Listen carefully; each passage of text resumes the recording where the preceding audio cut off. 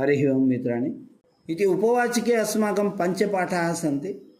तेषु एषः प्रथमः पाठः विनयः विधेयता च इति डॉक्टर जनार्दन हेगडे महोदयेन विरचितः एषः पाठः। विनयः विधेयता च इत्ययं पाठ्यभागः बालकथासप्ततिः इत्यस्मात् ग्रन्थात् स्वीकृतः। बालकथासप्ततिः इति एकः ग्रन्थः, तस्मात् एषा कथा संगृहीता अस्ति। ग्रन्थेऽस्मिन् बालकानां कृते नैतिकजीवनं यापयितुम् उपयुक्ताः सप्ततिः कथाः विद्यन्ते। ఈ గ్రంథంలో ఈ బాలకథా సప్తతి అనేటువంటి గ్రంథంలో 70 కథలు ఉన్నాయండి. చిన్నారులకి నైతికమైనటువంటి విలువలను నేర్పించేటువంటి 70 ఉపయుక్తాః కథాః, ఉపయోగకరమైనటువంటి కథలు ఇందులో ఉన్నాయి. అందుకనే బాలకథా సప్తతి దాని పేరే. సప్తతి అంటే 70. గ్రంథస్యాస్య రచయిత జనార్దన హెగడే మహాభాగः. అయం మహోదయः సంస్కృతభారత్యాः ఆరంభకేషు అన్యతమः. ఈయన సంస్కృత భారతిని ప్రారంభం చేసిన వారిలో ఒకరు. సంస్కృత భారతి అనేటువంటి పేరుతో దేశంలో ఒక ఉద్యమం జరుగుతుంది. దాని విషయంలో మన సంస్కృత సోదరులు కొంచెం ఒక్క వెనకడుగులో ఉన్నారని చెప్పాలి. ఎంతోమంది డాక్టర్లు, ఇంజనీర్లు, గృహిణులు, విద్యార్థులు, వ్యాపారస్తులు, ఇలా ఒక్కరేమిటి చాలామంది సంస్కృతం నేర్చుకోవాలి అనేటువంటి కోరిక అలాగే ఉన్నటువంటి వాళ్ళు 30 సంవత్సరాల వాళ్ళు, 40 సంవత్సరాల వాళ్ళు, 60 సంవత్సరాల వాళ్ళు, 70 సంవత్సరాల వాళ్ళు ఇప్పుడు సంస్కృతం నేర్చుకుంటున్నారు. సంస్కృతంలో మాట్లాడేటువంటి శిశువులు ఉన్నారు, చిన్నారులు ఉన్నారు. అలాంటి అద్భుతాలు ఎన్నో సంస్కృతంలో జరుగుతూ ఉన్నాయి. అది సంస్కృత భారతి అనేటువంటి ఉద్యమం వలన. ఆ సంస్కృత భారతి అనేటువంటి ఉద్యమం 4 వ్యక్తుల ద్వారా జరిగింది. చెము కృష్ణశాస్త్రి గారు, జనార్దన హెగ్డే గారు, విశ్వాస్ గారు, రామకృష్ణ హెగ్డే గారు. ఈ 4లో ఈ జనార్దన హెగ్డే అనేటువంటి ఆయన కూడా ఒకరు. వీళ్ళు మనలాగే తిరుపతి విద్యాపీఠంలో చదువుకున్నారు. అక్కడ చదువుకుంటున్నటువంటి సమయంలో వాళ్ళు అనుకున్నారు తెలుగు పండితులు మాత్రమే కాదు, అందరూ మాట్లాడుతున్నారు. నిరక్షరాస్యుడు కూడా, అక్షర జ్ఞానం లేనివాడు కూడా తెలుగే మాట్లాడతాడు. అలాగే హిందీ మాట్లాడుతున్నారు, అలాగే కన్నడ మాట్లాడుతున్నారు, అలా అన్ని భాషలు మాట్లాడుతున్నారు. కానీ సంస్కృతం చదువుకున్నవాడు మాత్రమే మాట్లాడతాడు. నిరక్షరాస్యుడు సంస్కృతం మాట్లాడటం లేదు, సంస్కృతం చదువుకోని వాడు సంస్కృతం మాట్లాడటం లేదు. తెలుగు చదువుకోనటువంటి వాళ్ళు కూడా తెలుగులో మాట్లాడుతున్నారు మాతృభాషగా. ఇలా ఎందుకు సంస్కృతం ఎందుకు అందరూ మాట్లాడరు? అందరూ మాట్లాడేలా చేయాలంటే మనం ఏం చేయాలి అనే ఆలోచనతో రకరకాల ప్రయోగాలను చేసి ఈరోజు లక్షల మంది సంస్కృతం మాట్లాడే సౌలభ్యాన్ని ఏర్పాటు చేశారు. భారతదేశంలో సుమారుగా 10 గ్రామాలు పూర్తిగా సంస్కృతంలో మాట్లాడుకునేటువంటి గ్రామాలుగా తయారయ్యాయి. ఇంకా మరికొన్ని గ్రామాలు తయారవుతూ ఉన్నాయి. నైకాని పుస్తకాన్ని రచితవాన్ అనేకాభిః సంస్థాభిః పురస్కృతః అయం విద్వాన్. జనార్దన హెగ్డే గారు ఎన్నో పుస్తకాలను రచించారు, కథలను రచించారు, గీతాలను రచించారు. వందే భారత మాతరం వద భారత వందే మాతరం, వందే మాతరం, వందే మాతరం, వందే మాతరం. ఇది సుప్రసిద్ధమైనటువంటి గీతం. మన సంస్కృత మిత్రులందరికీ తెలిసినటువంటి గీతం. జనార్దన్ హెగ్డే గారు రచించినటువంటి గీతం ఇది. అలాంటి ఎన్నో గీతాలను రచించారు. అధునా సంభాషణ సందేశः ఇది సంస్కృత మాసపత్రికాయాः సంపాదకः భూత్వా బెంగళూరు నగరే వసతి. బెంగళూరు నగరంలో అక్షరం అనే మన సంస్కృత భారతికి ఒక పెద్ద భవనం ఉంది. ఆ భవనంలో ఈయన నివసిస్తూ సంభాషణ సందేశः అనే ఒక సంస్కృత మాసపత్రికకి సంపాదకునిగా పనిచేస్తున్నాడు. సంభాషణ సందేశः అనేటువంటి ఆ మాసపత్రిక ప్రపంచంలోని 64 దేశాలకు వెళుతుంది. ఆ పత్రికని సంస్కృతం తెలిసిన వాళ్ళే కాకుండా సాధారణమైనటువంటి సంస్కృత జ్ఞానం కలవాళ్ళు కూడా చదువుతూ ఉన్నారు. సంవత్సరానికి 210 రూపాయలు చందాదానికి. అందులో రకరకాలైనటువంటి కథలు, ధారావాహికలు, వ్యాసాలు, సంస్కృత వార్తలు, అమెరికాలో సంస్కృతం విషయంలో ఏం జరిగింది, జర్మనీలో ఎక్కడ శిబిరం జరిగింది, ఇంకొక చోట ఎక్కడ ఇది జరిగింది, ఇలాంటివన్నీ కూడా, అంటే భారతదేశంలో జరుగుతున్నటువంటి వ్యవహారాలన్నీ కూడా సంస్కృత భారతి విదేశాల్లో కూడా జరుగుతూ ఉన్నాయి. ఏది దశదిన సంస్కృత సంభాషణ శిబిరం లాంటివి విదేశాల్లో కూడా జరుగుతున్నాయి. అటువంటి వ్యవహారాలకి వీళ్ళు మూలకారకులు. అటువంటి మహానుభావుడు సంస్కృతానికి ఎనలేని సేవ చేస్తూ తన జీవితాన్ని, తన కుటుంబాన్ని సంస్కృత సేవకి అంకితం చేసినటువంటి ఒక్క రూపాయి సంపాదించటం లేదు. రూపాయి సంపాదించలేదు ఈ రోజు వరకు, 1981 నుంచి. అటువంటి మహానుభావుడు రచించినటువంటి వినయ విధేయత అనేటువంటి కథను మనం ఈరోజు చెప్పుకుందాం. ఈ కథలో పెద్ద విశేషమేం లేదు. ఈ కథ జనార్దన హెగ్డే గారు రచించారనేదే ఒక విశేషం. చక్రవర్తిన మనోహ శతరూపాయా చ పుత్రి దేవహూతి. మనువు అనే ఒక చక్రవర్తి ఉన్నాడు, మనకు తెలుసు ఆ విషయం. సూర్యవంశంలో మనువు అనేటువంటి ఒక చక్రవర్తి ఉండేవాడు. ఆసీద్ మహీక్షితామాద్య ప్రణవశ్చందసామివ మాననీయో మనీషిణమని మనం రఘువంశంలో చదువుకున్నాం. ఆ మనువుకి శతరూప అనేటువంటి ఒక భార్య ఉండేది. వాళ్ళకి దేవహూతి అని ఒక పుత్రిక ఉండేది. సాచ అనుపమ సుందరి, సౌమ్య స్వభావ, సకల విద్యా పారంగతాచ. ఆ అమ్మాయి అత్యంత అనుపమ సుందరి, పోల్చడానికి వీలు లేనంత సుందరి, ఉత్తమ స్వభావం కలిగినటువంటిది, సౌమ్య స్వభావం కలిగినటువంటిది, సకల విద్యా పారంగతురాలు. ఏతాదృశ్యాః కృతే యోగ్యః వరః క్వ ప్రాప్యేత ఇది మాత్రాపిత్రోః చింత.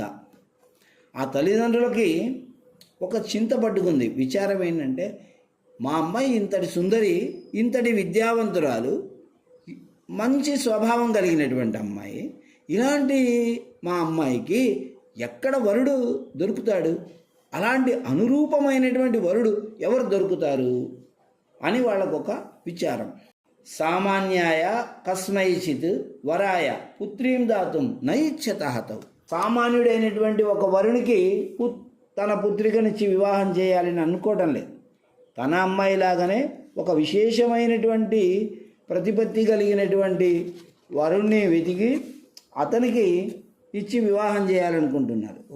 ప్రత్యేకతలు కలిగినటువంటి వరునికి. కదాచిత్ తౌ స్వసమస్యాం నారదం నివేదితవంతౌ. నారదః క్షణకాలం విచింత్య అవదత్ ఏతస్యాః కృతే యోగ్యः వరः కశ్చన అస్తి, తస్య నామ కర్దమః ఇతి. మహర్షిః సహ జ్ఞానీ జనప్రియः బ్రహ్మసాక్షాత్కారం ప్రాప్తవాన్ చ, కింటు సహ భవతోః పుత్ర్యాः పరిణయం అంగీకుర్యాద్వా నవా ఇతి తు న జ్ఞాయతే. ఒకసారి వీళ్ళేం చేశారు, ఏతాం సమస్యాం నారదం నివేదితవంత. నారదునికి చెప్పారు ఈ సమస్యని. చెబితే ఆయన ఒక క్షణకాలం ఆలోచన చేసి, ఏతస్యాః యోగ్యః వరః అస్తి, ఈమెకి యోగ్యుడైనటువంటి వరుడు ఒకతను ఉన్నాడు, అతని పేరు కర్దమః. కర్దమః ఇది ఏకః మునిః. అతడొక మహర్షి, పరమజ్ఞాని, బ్రహ్మసాక్షాత్కారం అపి ప్రాప్తవాన్. కానీ అంతటి జ్ఞాని, బ్రహ్మసాక్షాత్కారం కూడా పొందినటువంటి వైరాగ్య ధనుడు మీ అమ్మాయిని వివాహం చేసుకుంటాడా లేదా అనే విషయమే తెలియడం లేదు అని అన్నాడు. నారదస్య కథనం పురస్కృత్య మనుః శతరూపాచ పుత్ర్యా దేవహూత్యా సహ కర్దమ మహర్షేః ఆశ్రమం స్వయం గతవంతౌ. వీళ్ళేం చేశారు, మనువు శతరూప అమ్మాయి దేవహూతిని వెంట పెట్టుకొని నేరుగా కర్దమ ముని ఆశ్రమానికి వెళ్ళారు. నారదుడు చెప్పినటువంటి మాటల్ని విశ్వసించి, నిజమే నారదుడు చెప్పిండేది, ఆయన గురించి మనం కూడా విన్నాము, మనం ఆయన దగ్గరికి వెళ్ళి మాట్లాడదామని చెప్పేసి వెళ్ళారు. ఏతేషాం ఆగమనోద్దేశం చ జ్ఞాత్వా కర్దమ మహర్షి అచింతయత్ దేవహూత్యాః రూపజ్ఞానాదయః సర్వత్ర ఖ్యాతాః కింటు స్వభావः కీదృశः ఇతి న జ్ఞాయతే సతు పరీక్ష జ్ఞాతవ్యः. కర్దమ మహాముని ఏతేషాం ఆగమనం, వీళ్ళ యొక్క రాక గురించి తెలుసుకున్నాడు. ఆగమన ఉద్దేశం చ, వచ్చినటువంటి ఉద్దేశం ఏమిటి అనేది కూడా తెలుసుకున్నాడు. తెలుసుకొని దేవహూతిని చూశాడు. చూస్తే ఆమె రూపజ్ఞానాదయ, ఆమె యొక్క రూపము, ఆమె యొక్క జ్ఞానము గురించి అతను ముందే విని ఉన్నాడు. అవి ప్రసిద్ధాలే, ఖ్యాతా. కానీ ఆమె యొక్క స్వభావం ఎలాంటిది, ఆమె యొక్క స్వభావము సాధు స్వభావమా ఒక గయ్యాళి అయినటువంటిదా అని ఆయన తెలుసుకోవాలి అనుకొని తద్దు నగ్న అయితే అది తెలుస్తుందా? మనిషి యొక్క స్వభావం అనేది తెలియదు కదా, రూపం అనేది చూస్తే కనబడుతుంది, జ్ఞానం అనేది వాళ్ళు చేసే పనుల ద్వారా కనబడుతుంది. కానీ స్వభావం ఎలాంటిది అనేది పరిశీలించి తెలుసుకోవాలి అని ఈయన అనుకున్నాడు. మనుహు శతరూపాచ దేవహూతి చ ఆశ్రమం ఆగతాః కర్దమ ఋషి త్రీణి ఆసనాని ఆనీయ స్థాపయిత్వా కృపయా ఉపవిశ్యతాం ఇది నివేదితవాన్. మనువు శతరూపాచ ఆసనే ఉపవిష్టవంతు. మనువు ఏం చేశాడు, ఈయన ఆ కర్దమ మహర్షి ఏం చేశాడు, త్రీణి ఆసనాన్ని అని 3 ఆసనాలు తీసుకొని వచ్చాడు. తీసుకొని వచ్చి స్థాపయిత్వ ఆయనే వేశాడు. అక్కడొకటి అక్కడొకటి అక్కడొకటి అలా వేసి కృపయా ఉపవిశ్యతాం, దయచేసి మీరందరూ కూర్చోండి అని వాళ్ళని అడిగాడు. మనువు శతరూప, ఈ మను మహారాజు రాణిగారైనటువంటి శతరూప వాళ్ళిద్దరూ కూర్చున్నారు ఉపవిష్టవంతం. దేవహూతి అచింతయత్, దేవహూతి ఆలోచన చేసింది. మమ మాతాపితరౌ వయసా జ్యేష్ఠౌ తయోః ఉపవేశనం శిష్టాచార సమ్మతం ఏవ కింటు జ్ఞానేన తపసా వయసా చ జ్యేష్ఠే మహర్షౌ కర్దమవర్యే తిష్టతి సతి మమ ఉపవేశనం అవినయద్యోతకం స్యాత్. దేవహూతి ఆలోచన చేస్తుంది. మమ మాతాపితరౌ, మా తల్లిదండ్రులు, వయసా జ్యేష్ఠౌ వయోవృద్ధులు, కర్దమ మహర్షి కంటే వయస్సులో పెద్దవారు కాబట్టి తయోహో ఉపవేశనం, వాళ్ళిద్దరూ కూర్చోవడం అనేది శిష్టాచారం.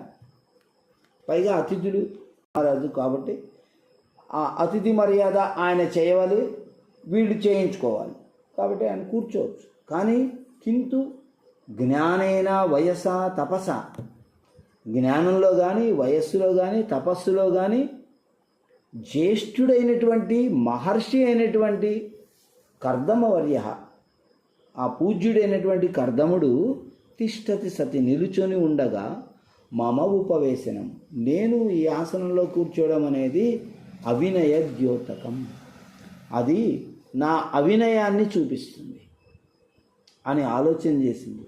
కింటు ఉపవిశ్యతాం ఇత్యుక్త్వా దత్తస్య ఆసనస్య తిరస్కారః అవిధేయతాయై భవేత్.